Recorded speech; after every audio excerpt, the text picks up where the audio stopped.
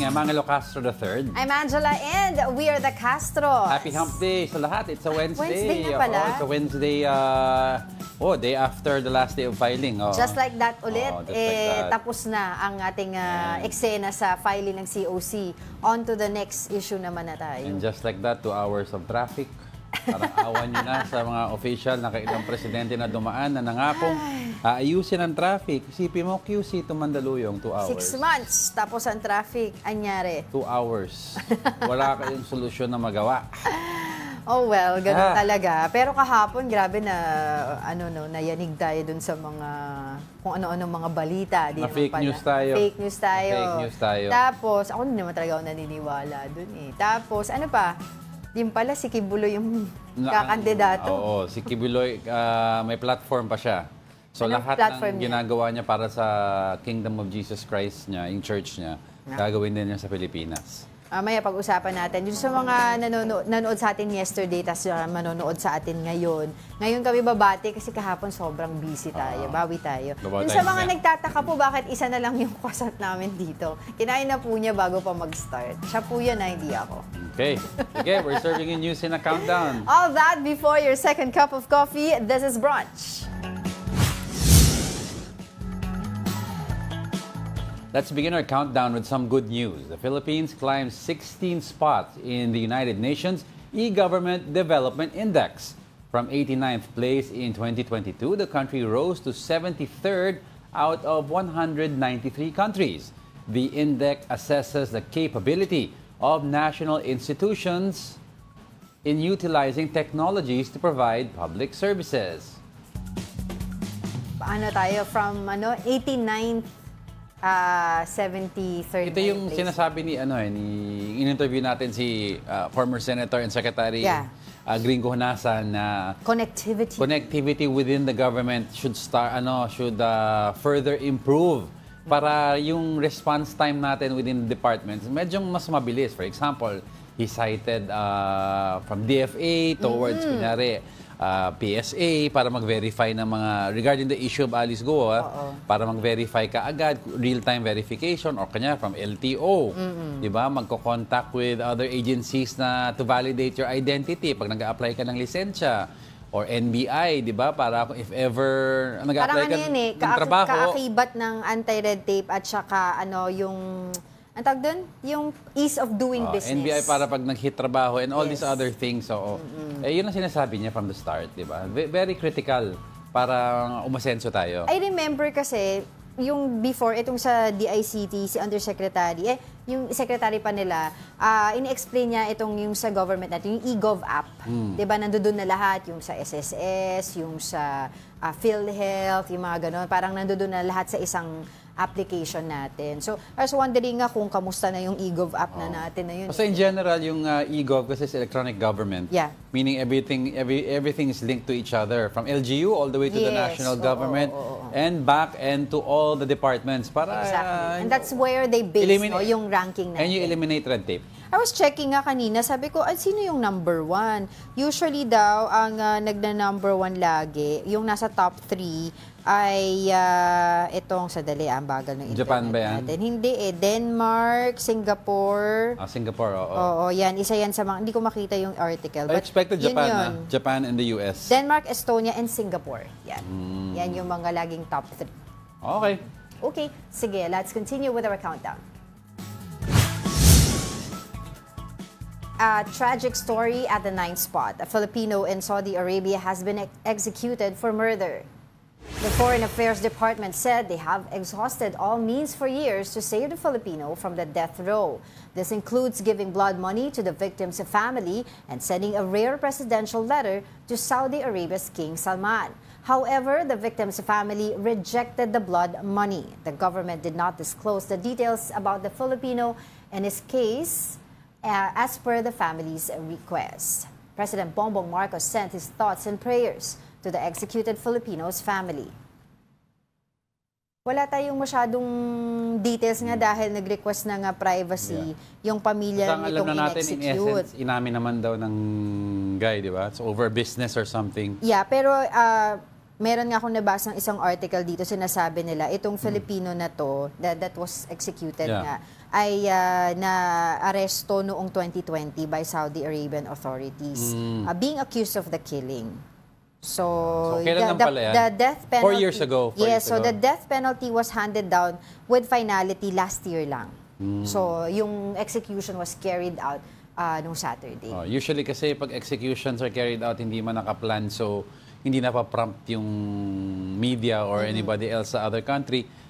They tell you usually a day before or a few days before.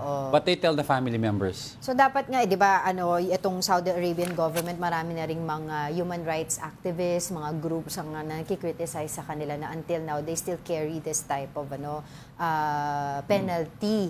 Diba? Kasi, of course, killing.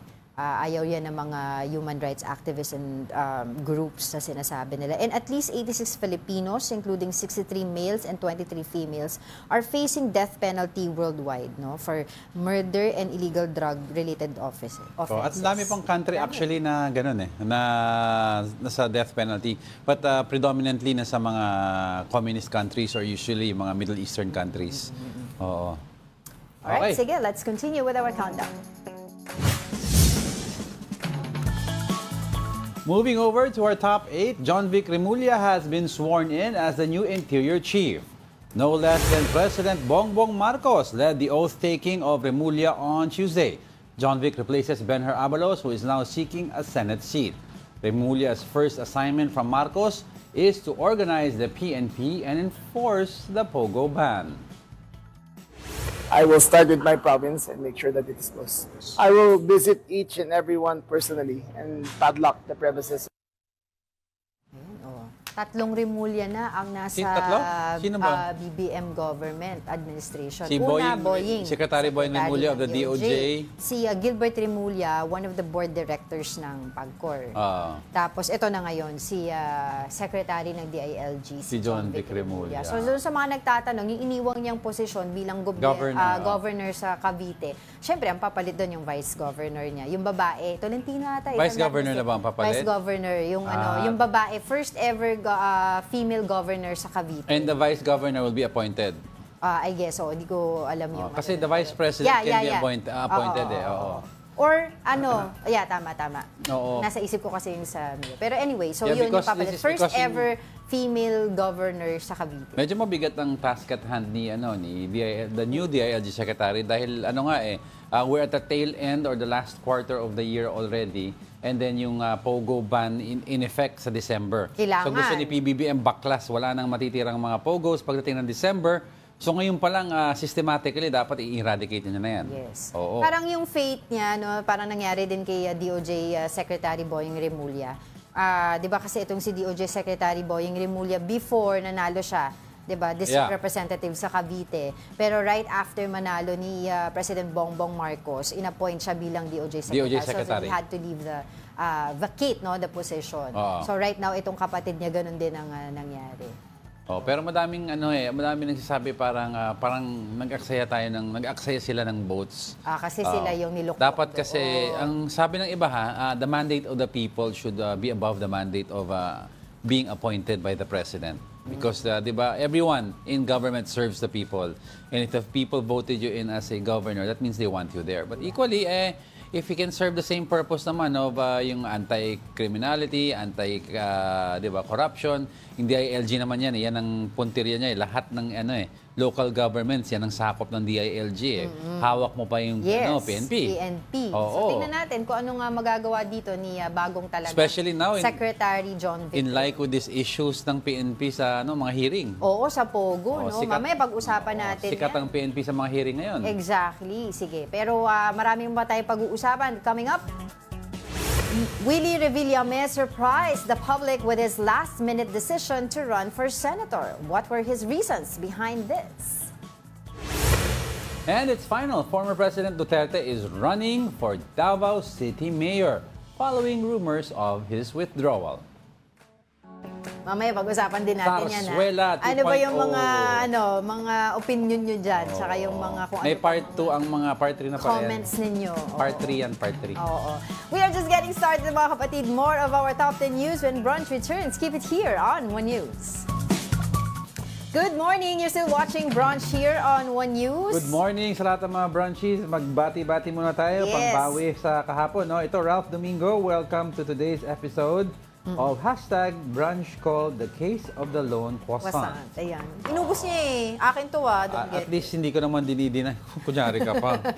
Yeah. Kunin ko yan mamaya. Para lang may tayo dyan. Kawawa naman At least ako hindi ako kumakain talaga ako sa bago magsimula, hindi during. Okay, Gabby Romero, good morning, more power daw. Cecil Samaniego, of course, hi. Sam Pokemon Go, magandang umaga. Natapos din ang mga what if sa mga kakandidato kahapon. Send in the clowns pa more. Sabi ni Sam Pokemon Go, hindi po ako yan. Okay, yun ang mga bati on Facebook. Si Alex Fuentes, Gary Field, si Migs Ebron, yan, mga lagi nanonood sa atin. Si Vladimir, si VJ. Diba? Si Ate Ringo, sino pa ba? Si Tito Naldi, Tita Daisy, Tito Nito. Yan, tsaka si Tasha nanonood din sa atin. Batiin ko lang to nandito sa YouTube, si Mark Santiago, si Ronald Maxtay, si Benjamin Joseph Lacre, at tsaka si Oscar N, si Edgardo Edgy sa Tokia, sinasabi niya, kasi nabanggit mo, dating ang secretary ng DICT, si Senator Gringo Honasan. Yeah. Bakit daw hindi daw ginawa ni Secretary Gringo Honasan yung proposal niya when he was still a secretary? Di ba tinanong natin? Ginawa, he started that. Di ba, when we talked to him yesterday, sinabi niya na yung several improvements under his term, but syempre malayo kasi we are so far behind, di ba? No? Kaya malayo ang ihahabol natin. Pero nasimulan ni Secretary Gringo Honasan. Of course, it doesn't happen overnight. Oo. Alright, sige. Let's continue with our countdown. Coming at the 7th spot is all about Alice Go. A Senate witness revealed that Go is a Chinese spy. In an interview with the office of Senator Risa Ontiveros, Wang Fu-Ki or Yi claimed that he has a copy of Go's background from China's Ministry of State Security. Excuse me. He added that China's state security was behind Go's successful mayoralty 2022 campaign in Bamban, Tarlac. He, however, noted that Go is not a special spy. The dismissed mayor denied spy allegations and sought help from authorities to investigate Wang's claims. Yung po ako mag-imbestiga, hindi po ako spy. At para naman po, hindi po ako magmukhang kawawa. Wala po akong handler, hindi po ako spy, hindi ko po siya kilala, Madam Chair. Sorry po si Diego po kasi ginugulo ko dito. Hindi ko ginugulo, na tawa lang ako. Huwag mo kong patawanin. Busy tayo dun sa news natin. Kasi si Wang, another character. Ang dami ng character na bago. Saan? Dito sa Alice Go Saga. Oo nga. Pero ito muna si Wang. Sinasabi nga niya, itong kasi supposedly, ang claim niya, very close friend siya nito ni Xi Jing. Yung feature sa Al Jazeera na documentary. Di ba sabi nila AI daw yan? Well, yun yung paratang ng kabilang panig, specifically itong sila Attorney Stephen David. But even our government side were saying na they doubt that this sabi is nila real. iimbestigahan muna nila. Wala pa naman sila sinabi. No, they said they doubt, but they didn't say hindi fake. They didn't say fake. They said they doubt the veracity, but they will look further into it. So anyway, sinasabi nga niya na spy nga daw itong si Alice Go, or also known as Go Huaping.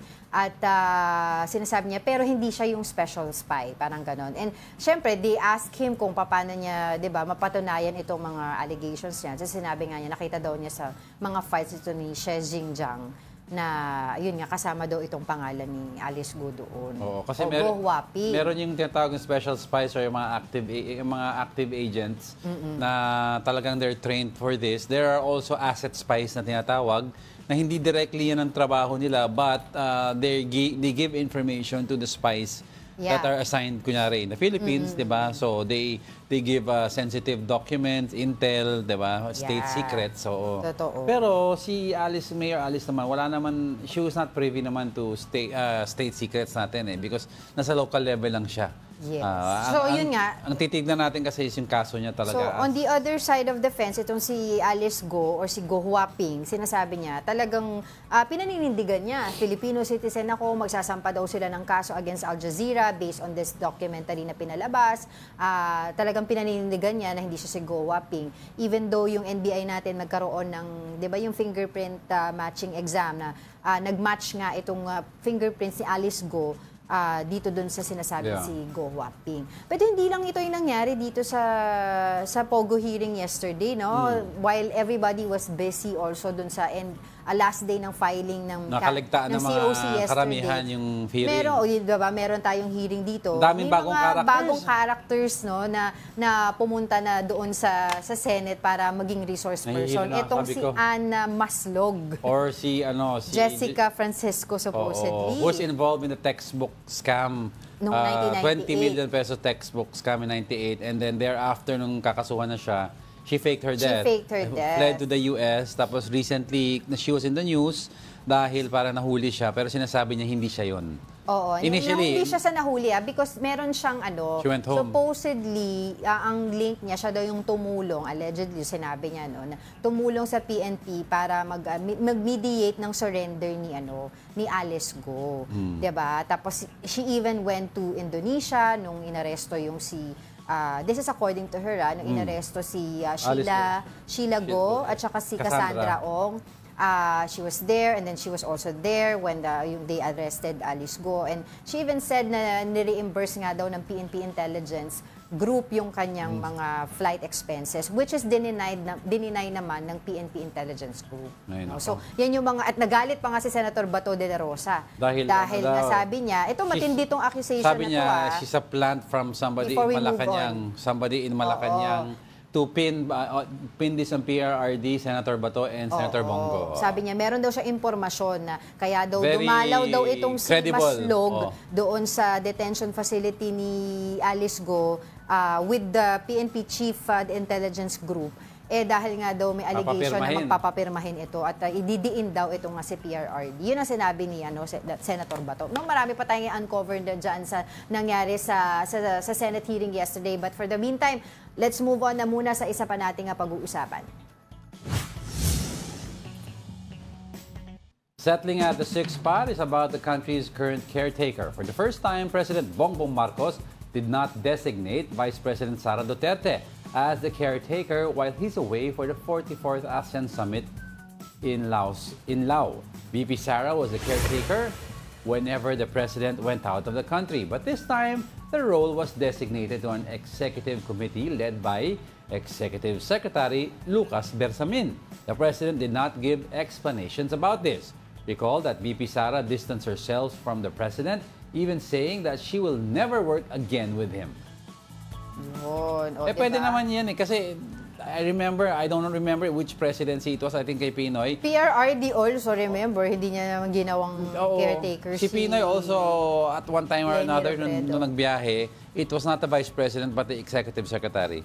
Pero kasi syempre, lalagyan talaga ng kulay yan dahil dun sa fallout, 'di ba, ng unity, 'di ba, si Vice President Sara Duterte versus the Marcos administration. And if you can remember, nung May, earlier this year, ay naging caretaker pa itong si Vice President Sara Duterte when President Bongbong Marcos left the country for another meeting at that time. Although kasama nga niya itong si Executive Secretary Lucas Bersamin. But this time around talagang out of the picture. Madami kasing online. And we don't want to expect na rin naman na mag-caretaker pa siya after all of this. Madami nag-online, pero klaruhin lang kasi hindi po trabaho ng VP ang caretaker. Ang trabaho ng VP is to replace the president in a situation wherein incapacitated to lead ang president, di ba? Yun ang pinaka-role niya.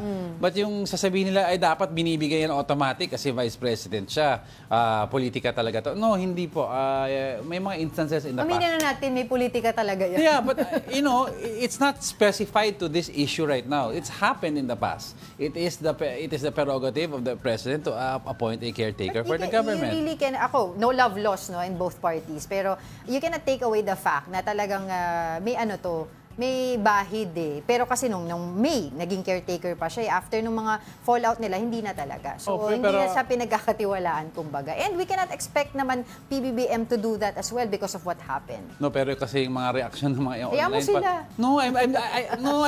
I'm just trying to put a contention na huwag kayong wow, something special, hindi in-appoint. Yeah, No, ang pina-point out ko lang kanina pa, bago mo ko barahin, was this is a common occurrence with every administration na ina-appoint ang executive secretary. Kasi nga, why is it common occurrence? Never naman talaga sila ang vice president at presidente na naging isang party. Talagang magkahiwalay sila lagi kaya hindi sila nagkakasya. Why will you, di ba? Pera na lang itong unity. I remember before we were talking with several people, di ba? If you were president and you don't trust somebody, why will you leave the country in the hands of somebody you do not trust, di ba? So you really cannot expect naman din also from PBBM to appoint him as the caretaker of the country when in fact may nagkakaroon ng fallout sa kanila ng away. May nagalit sa akin.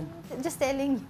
Wala naman. So pag umalis ako, ang caretaker ng bahay natin. Hindi ako. It's not me. Let's continue with our countdown.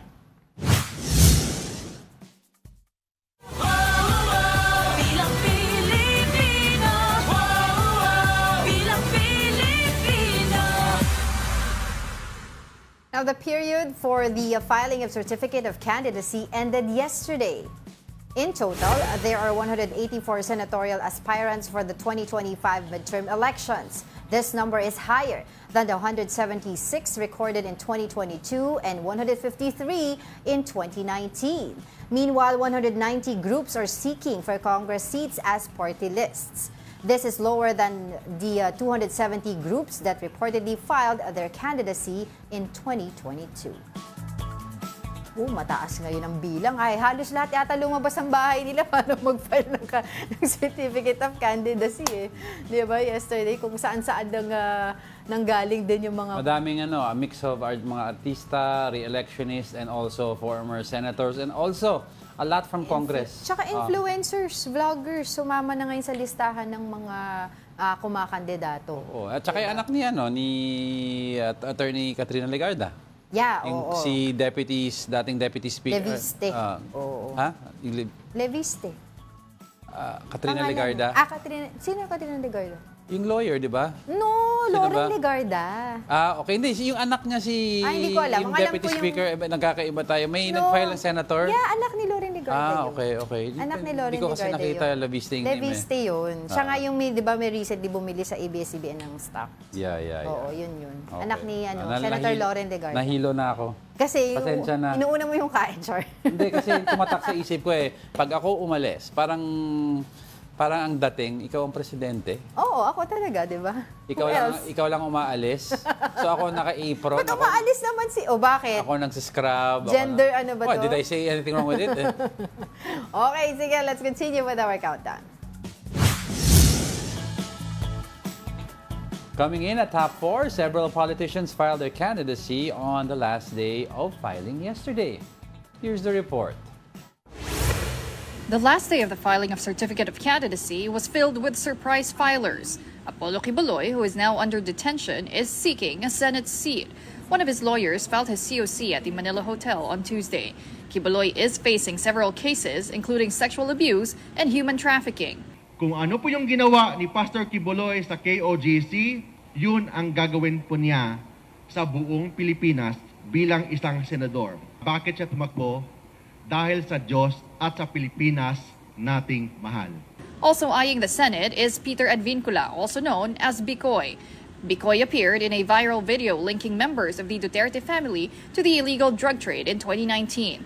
He wants to lobby for a unified correction system in the country. Yun lang nakakalungkot dito sa ating bansa dahil pag tapos ka na sa panunungkulan mo, imbes na bigyan ka ng onra, sisilipin na ngayon lahat ng kontralaban sa'yo para nang sa ganon ay makita ka. Other filers for senator include Rodante Marcoleta, a known ally of the Dutertes, Vic Rodriguez, former executive secretary of President Bongbong Marcos, and former senator and vice presidential candidate Kiko Pangilinan. For party list, Eddie Villanueva Sibac is aiming for another term in Congress. Meanwhile, Lloyd Lee, husband of beauty queen Shamsi Supsup, leads Arte party list. Yan ang di ba? Yeah. Yesterday naabangan natin, akala natin kasi may mga rumors. Although sinabi naman natin, hindi naman confirm yun. May mga usap-usapan na pupunta nga daw si former President Rodrigo At Duterte. 2:30 yesterday dapat. Sa Manila Oo, Hotel to file his certificate of candidacy sa pagkasenador. Pero apparently hindi naman nangyari yun. At talaga, doon sila sa Davao, di ba? Saka another report came in, aside from that, si Silvestre Bello will file for Senate, di ba? Sa samahan ni PRRD. We didn't see that happening also.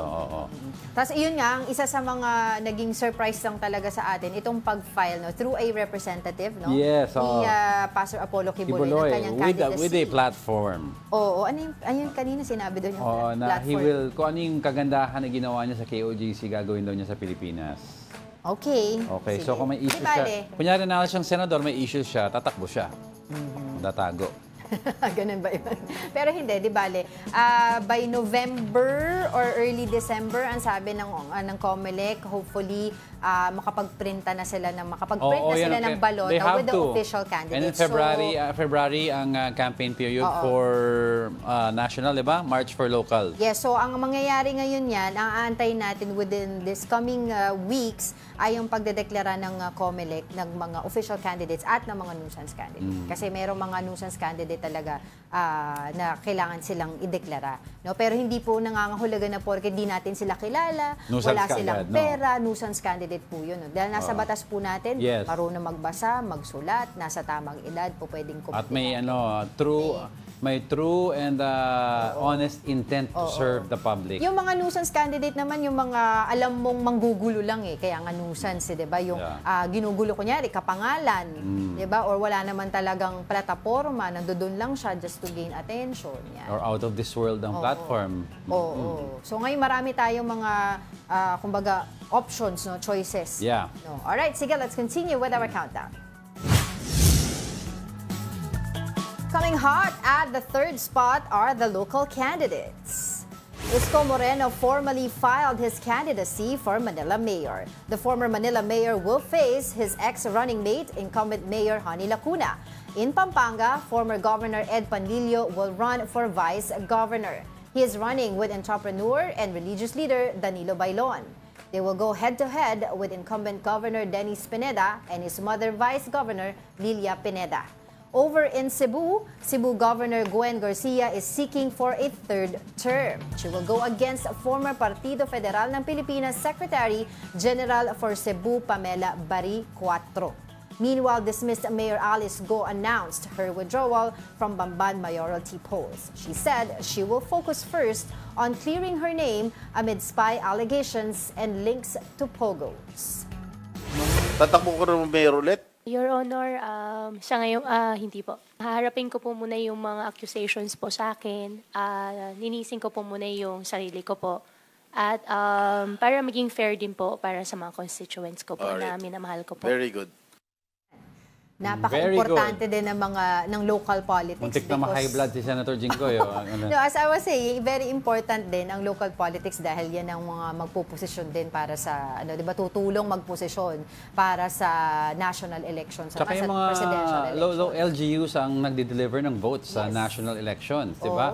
Kasi if the mayor, especially Cebu, di ba? If the mayor is aligned with the barangay and then the sangguniang and also yung mga councilors, di ba? Then the votes can be delivered easily for their candidate na ini-endorse nila. So, yung mga it's important in politics na yung kaalyado mo ang nakapwesto sa mga LGU. Totoo. So, parang nakita natin yesterday sa San Juan, no? Walang masyadong kakalaban kay incumbent Mayor Francis Zamora. And Quezon City. And Quezon City. Meron mga nag-file pero hindi ganun kalakas ang No. ang tsansa. Well, the term still remains na unchallenged ang term para nagagamitin parang nila. Ganon.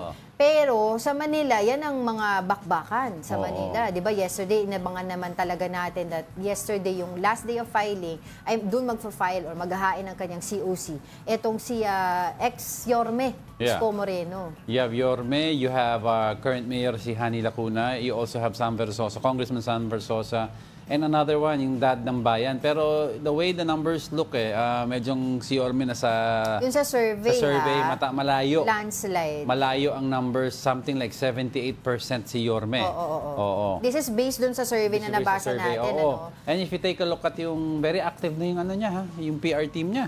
Oo. And Yung they're and you can clearly see they are targeting the new generation by using an old song pero making it hip. Diba? So, nag-start na sila relevant, hip, ganyan. Timing was good. Diba? Tapos yesterday, yung anak din niya, si Joaquin Dumagoso, counselor. Along with Mocha Uson. So, yan yung sa mga local politics natin yesterday na isa sa mga binantayan natin. No? Okay, sige. Ano pa ba? Okay, tapos syempre itong si Alice Go naman, 'di ba, dahil nung mga few days after nag-start yung filing ng COC, ay nagsabi nga itong kanyang lawyer na si Attorney Stephen David na baka daw mag-file or magfa-file itong si Alice Go ng kanyang Pero there was COC. pushback from a lot of sectors, from the Senate, from congressmen.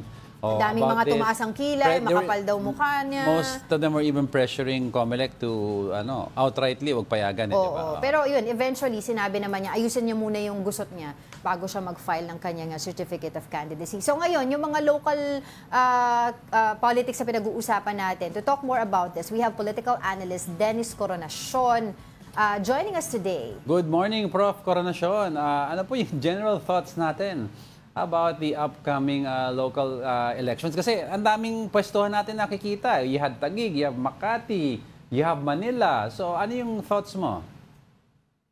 Well, doon sa Taguig and sa Makati, it's still a family affair, ano? Yeah. Meaning to say the competition is limited to the family members. Pero it's an entirely different ball game pagdating sa Manila, no? Yeah. Kasi kita nyo that yung dalawang former allies, the incumbent Mayor Hani Lacuna and former Mayor Yorme Isko Moreno, competing for the top position sa City of Manila. So, but nevertheless, lahat ng tatlong cases na yan are interesting, ano, kasi nagpapakita sila ng mga iba't ibang klase ng pag-compete ng mga political elites natin at the local level. Yeah, Prof, taking a look at what just happened sa mga filing, ano nakikita mong in terms of positioning? I know it's too early to tell, but we all know naman that the LGUs are very critical also pagdating ng presidential elections. So ano nakikita mo on a landscape sa positioning na nakikita mo recently?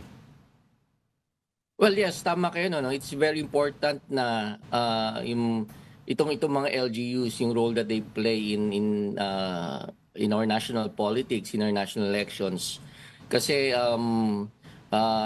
tawag dito, yung network na na binibuild ng mga national politicians natin, diyan magdedepende yung kanilang success. Kung matalo sila doon sa mga positions nila, national positions nila. So very important 'yon. And at the moment, hindi pa natin ma-determine kung sino nakalalamang among our national politicians, pagdating sa positioning at the local level. Okay.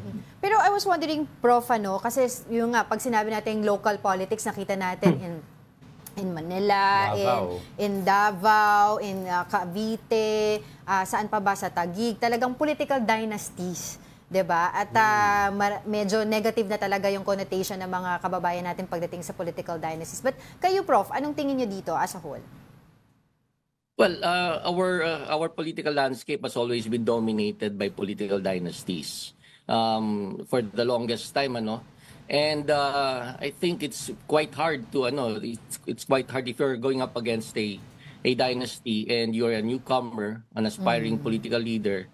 Napakahirap na na manalo sa yung mga local positions, and then ang malungkot doon is that we're giving our voters limited choice. Parang sila na lang wala na tayong makitang ibang mga potential new potential political leaders Right. that can bring new things to the table. All right, before we proceed to another question and para ma-discuss pa po natin ng mas maliwanag itong issue na to, joining us again, or joining us also today, Prof, si political analyst And CEO. Yeah, and CEO no, ng Political Economic Element Researchers and Strategists or PEER, si Professor Edmond Tayaw. Good morning po, sir. Thanks for joining us again. Good morning, Angela. Good morning, Angelo. Good Yes. morning, Dennis. Yes, Okay. Prof. I don't know if you heard, no, we were talking about yung impact na importance nitong local elections. I'd like to ask also your thoughts on also one important race that's going to happen is sa Davao. We have Nograles and Duterte. Now, how important is this for the Duterte side? Well, that's very important. In fact, I think one of the reasons why the former president, filed a certificate of candidacy for mayor, especially because, and I think he mentioned it, na importante yung base nila, which is of course Davao, and so someone from them, particularly him, if I'm not mistaken, should be the one to take over yet again. Except. Well, I'm not sure really ano exactly yung plano nila for Mayor Baste because initially I think, not that I think, but it was mentioned by the Vice President herself that Mayor Baste will be running for a higher office for the state. Yeah. So I would say what made the change of heart. Was it a good choice na si Carlo Nograles po yung ilagay nila doon na tatapatan kay Pangulong Rodrigo Duterte? This question is for the both of you. Hindi ko alam kung merong naglagay kay Chairman Carlo doon. But the name Nograles has always been known in Davao. If you remember, we had the House Speaker Nograles before. And if I'm not mistaken, in fact, the Dutertes are very much related to the Nograles as well. So, hindi ko alam kung sinong nag-decide dyan, but I suppose, I don't think. I know Chairman Carlo myself, and I don't think he made that decision because someone placed him there or someone asked him to run. It must have been really part of his plans, or it's really his decision to run for office in Davao. What about you, Prof. Dennis? Well, it seems that they're determined to seize power from the Dutertes in Davao. Kasi if I remember it correctly, nagsama-sama yung tatlong families, tatlong political families sa Davao para tapatan yung mga Duterte. So makikita mo that they're really very serious in removing the Dutertes from their bailiwick. Yes, I'd like to move over naman from Davao naman to Cebu. We have si Governor Guen, and then you have the camp of si Mayor Rama, or yung suspended Mayor Rama. What do you make of this, yung mangyayari this coming election? We all know Cebu was very critical also in the last presidential elections. Yes, Prof. Edmond, kayong po muna. Mahirap kasing hulaan yan. It's really a toss as far as Cebu is concerned. Of course, the Garcias have always had a stronghold as far as the province is concerned. But time and again, it has been shown that the city is often not different from the overall political aggravation sa Cebu. So tingnan natin, yung suspension naman ni Mayor Rama is usual as far as local officials are concerned. We we even saw, no, mga convicted na nga nananalo pa, no? Yes, So, yes. Right. I'm not really sure, and I'm not. Well, to be fair, I'm not even familiar with the reason for the suspension of Mayor Rama. But it seems that he enjoys, no, the support of his fellow mayors. No, he remains president of the League of Cities, if I'm not mistaken. Nepotism daw po, sir, Prof, yung kanyang isa sa mga cases. Sino bang walang nepotism? in the middle of political dynasties. But the question goes to Professor Dennis also. Well, yeah, I have to agree with Professor Tayo, no. Yung dynamics sa Cebu City, political dynamics, it's quite hard to predict who's going to win. Tapos it's also quite hard to assume na that yung politics doon is somehow related to national politics. So siguro kung ano may mag-unfold dyan sa Cebu City, doon pa lamang siguro, I don't know, papasok yung mga national politicians natin. So Yes. that's my thought on the politics in Cebu City. Okay. Pero aside po dun sa known political dynasties na nakita po natin nag-play out during the filing of certificate of candidacies, we also seen yung mga artista, celebrities na nagpa-file din ng kanilang certificate of candidacy. And joining po the political landscape or the influencers or social media, personalities. What can you say about this po? Prof. Tayo. I'm not really sure whether they did some, at the very least, table research, no, in that regard. Kasi dapat tinignan nila yung voting behavior, no. Nag-start ang pagboto ng mga mabilis na pagbalik tanaw, ano, nung inadapt natin ang 1987 Constitution, the first election under that Constitution, 1989, we elected mostly names, no, that were that became popular, no, that was who played an active role, no, during the 1986 EDSA Revolution. And then after that, 1995 nagsimula na, pumasok na yung mga artista, no.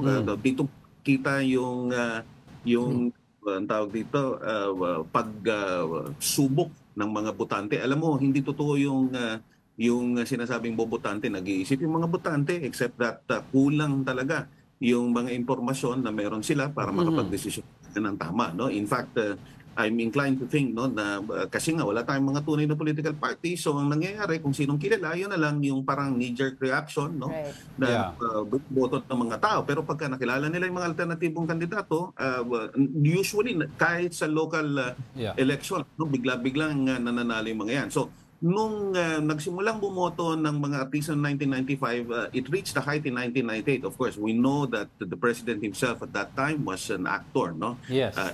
No? Pero pagdating ng 2001 onwards, unti-unti nang nagsitalo yung mga yan at nakita natin, no, kahit yung mga sikat na mga artista talagang natalo. So hindi ko alam kung paano magiging galawan ngayon.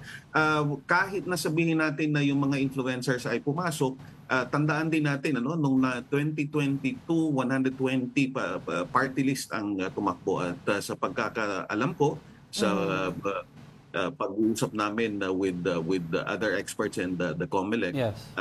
COMELEC has given up to 300. Can you just imagine? Party list running for office, because what's happening really is that local political leaders are forming their own party list. So yung boto na nakukuha nila sa bailiwick nila as local politicians, ang plano ay ma-transfer sa sarili nilang party list to expand their hold on electoral positions. So ipapasok mo pa ngayon diyan yung sabi mo nga, no, mga influencers, no, and artista. So diyan natin makikita kung paano magiging tapatan diyan, no. But basically what I'm sure is that the threshold vote for party list, no, will be considerably slimmer.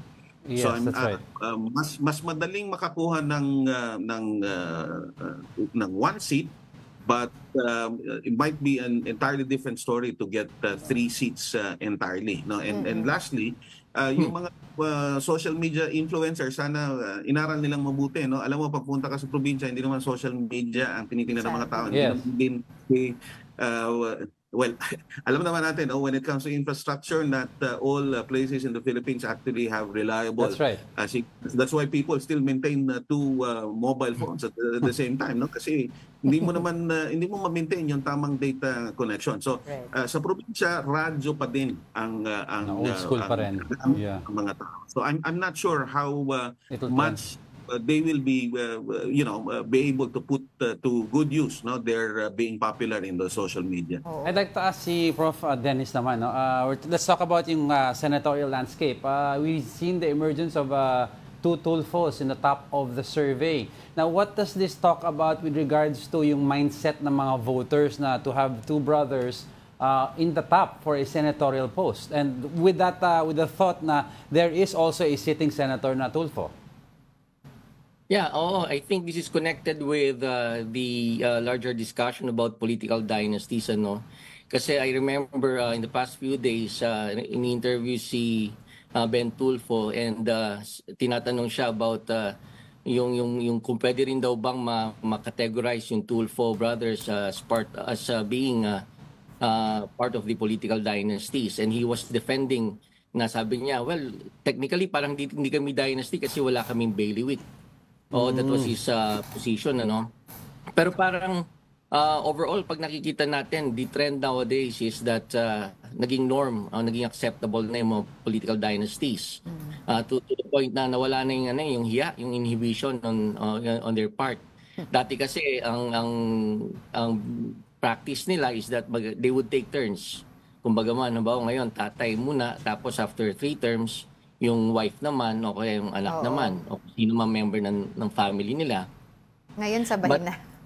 Ngayon sabay-sabay na all at the same time, all at once, sabay-sabay na. Kaya nga may mga comments sa social media pag may nag-upload ng mga dynasties sa mga pictures o photos, sabi kulang na lang yung yaya isama o kaya yung hindi pa nahiya pa, no, hindi pa nilahat. So yun ang I think nagiging if there's anything new about political dynasties, yan yung sabay-sabay. Kaya nga we shouldn't wonder anymore kung mababalita natin dalawang pamilya, dalawang members, 2 o 3, pwede pa nga yung 3, no? Maging miyembro ng Senado at saka sa iba pang mga positions. Alright, we have so much questions pa pero we have so little time. Siguro po maimbita po sana namin kayo ulit, no, sa susunod pang mga araw sa mas mahabang panahon. But for the meantime, thank you so much for joining us, political analyst Dennis Coronacion and political economic elemental researchers or peer, no, and strategies or peers, Professor Edmund Tayao. Thank you so much for joining us today. Thank you po. Thank you. Dami pinag-usapan. Ang dami. Pero ganda. sabi nga ni di ba, ni Professor Tayao, di ba, yung pinag-uusapan din natin yan dito yung tungkol sa mga social media influencers na titignan natin kung itong mga followers niya ito, yung mga subscribers niya to, yung mga million viewers niya na to, if it will translate, diba, dun sa boto na kailangan nilang makuha. I don't think it will translate kasi hindi naman lahat ng followers positive followers ang tawag. Hindi, at saka hindi lang sa isang halimbawa, diba, kakandidato kang councilor sa Manila, hindi naman lahat, kung million ng followers mo, hindi naman lahat yan taga Manila That's so right. Hindi yan botante. That's right. Alright, sige. Nako, marami pa tayong pag-uusapan. Don't go away, we're not done yet. May 2 pa. Stay with us. Welcome back. You're still watching Brunch here on One News. Si Leonie Valdezotto, nanonood din siya sa atin. Tsaka si Mark Santiago, Ronald Max. Hello sa inyo. Alright, let's get right to it. On our top 2. Wala. Banter muna. Okay. Pero yun nga, di ba, pinag-uusapan natin na marami kasi, mas marami ngayon, kanina din sa balita natin, mas marami ngayon yung mga nag-file ng kanilang Certificate of Candidacy sa senatorial post at saka sa Congress. Yes, oo. And when you talk to them, Ang mostly, no, kasi di ba nag-cover din tayo dyan ng first day of filing sa Manila sa Manila Hotel Tent City. And when you talk to them, pag tinatanong mo sila anong gagawin nila, anong batas, parati na lang nilang sinasabi na gusto kong tumulong sa mahihirap, gusto kong tumulong magbigay ng proyekto. That is noble, but they have to be reminded na to directly help the poor, straight to executive ka. So that's a mayor, vice mayor. Pero kung senador ang tinatakbo mo, legislator ka o kaya Congress, legislator ka, gagawa ka ng batas, mag-amend ka ng batas. Co-author, sponsor. Yan. Okay, let's move on to the next.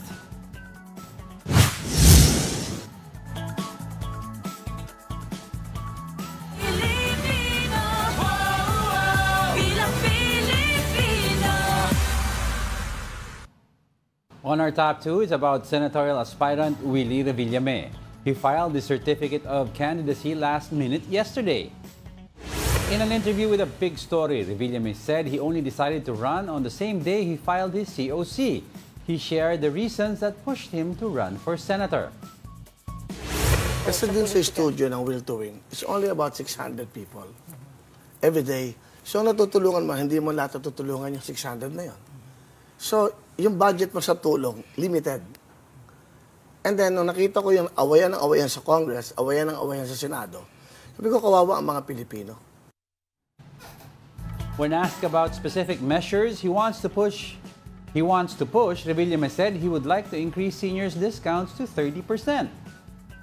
Gusto ko yung sa senior citizen bill, no? 20%. Gusto ko mag-add, if ever na mabibigyan ng chance, gusto ko mag-add another 10%. Sa mahal ng bilihin, every year tumataas ang bayad ng gamot, and then yung mga pag-aaral ng bata. Pero that, I think yung senior discount, diba, nasa ano yan eh? Senior Citizens Act. Senior Citizens Act. Also, LGUs have their own discount. Pero yung sinasabi ni Kuya Will about yung helping out, actually, the way he helps nga, bagay siya sa isang mayor of a certain town. Because the only thing na magagawa ng isang legislator directly is to pass laws that may affect and in the long term, diba? But if you want to immediately help, bagay si Kuya Will sa mga mayor, vice mayor, diba, mga ganun. May direct hawak sa budget, pondo ng isang local government. Totoo. But yesterday, buzzer beater siya yun. Sinabi kasi halos magpa-5 na nung dumating siya kasi ang kanilang explanation doon talagang naglalaban yung loob niya kung magpa-file ba siya o hindi. Diba? So, naig yung sinasabi nga na magpa-file siya. And with that, no, maraming mga hati yung mga kumbaga komento ng mga opinion ng mga tao tungkol dito. Of course, yung iba gusto dun sa mga taga-suporta niya. Yung iba sinasabi, inuungkat yung mga una niyang mga naging pahayag tungkol sa pagkakakandidato ng bilang senador. No? Sinasabi niya kasi before na baka lang masayang daw yung boto sa kanya, hindi naman ako pala Ingles, ako marunong sa batas. And ngayon, nagre-resurface yung mga ganong interview. Pero sa atin naman, di ba, we would always say na normalize natin yung changing of opinion. Siguro at that time, hindi pa yun yung nasa isip mo. Ngayon, iba na. At nasa kamay naman po ng botante yan. Kung ayaw nyo, huwag nyong iboto. Kung gusto nyo, di iboto po ninyo. Yun. Alright, sige. Let's continue with our countdown. Our top story is the brewing clash in Davao City. The Duterte and Nograles clans will face once again in the city's local elections in 2025. Before this, unconfirmed reports surfaced that former President Rodrigo Duterte will withdraw from the mayoralty race and will file his candidacy for senator. Now here's the report. The secretary will challenge his former boss. This is going to be the scenario in the 2025 elections in Davao City. Carlo Nograles will face off former President Rodrigo Duterte for Davao City Mayor. Recall that Nograles is Digong's cabinet secretary during his administration. For Vice Mayor, Nograles running mate Davao City 1st District Councilor Bernie Alag will compete against incumbent Mayor Baste Duterte. Nograles' sibling Migs Nograles is going head-to-head with re-electionist Congressman Paulo Duterte. The Davaoenos are now divided as Team Duterte and Team Nograles. Nakikita nyo naman sa improvement ng Davao, especially sa pamumuno ng Duterte. Sa Duterte talaga ako kasi di lang mapayapa ang Davao dahil sa Duterte administrations and also sa kanilang pamumuno, like war on drugs, and naging malinis ang Davao dahil sa kanila. Para sa akin, okay naman po din ang mga Nograles kasi marami naman po din sila nagawa sa ating gobyerno, marami din sila natulungan, especially yung mga medical missions para sa mga kababainhan. In an interview with Storycon, Nograles said he wants to give the Davaoenos a real choice in the upcoming local elections. He also said that Davao City has a lot to improve. This is not to take away all of the accolades and all of everything that Davao has gone through and has accomplished. But there's a real chance to have better improvement, to make things even better, and to catch up or even surpass the other cities. Before the filing period ends, unconfirmed reposts surfaced that the former president will withdraw his mayoralty candidacy and fly to Manila to file his candidacy for senator. However, come 5 p.m., and no Duterte nor a representative filed a senatorial candidacy in Manila Hotel, Tent City. Duterte previously rejected calls for him to run as a senator. He said he is already too old to launch a national campaign. For News 5, Bril Montalvo, We Are One News. Yun. So that's what happened yesterday. We'd like to talk about it more sana, pero wala tayong oras eh. The tale of the half croissant. The tale of croissant. Anyway, Raut Domingo. Yan. Anyway, tomorrow we'll talk about it more, but for now, that wraps up today's episode of Brunch. Join us again tomorrow. I'm Angela Lagunsad Castro. And he's Angelo Castro III. Tama ba? Yun ba pangalan mo? Joke lang. We are One News. All sides, all the time.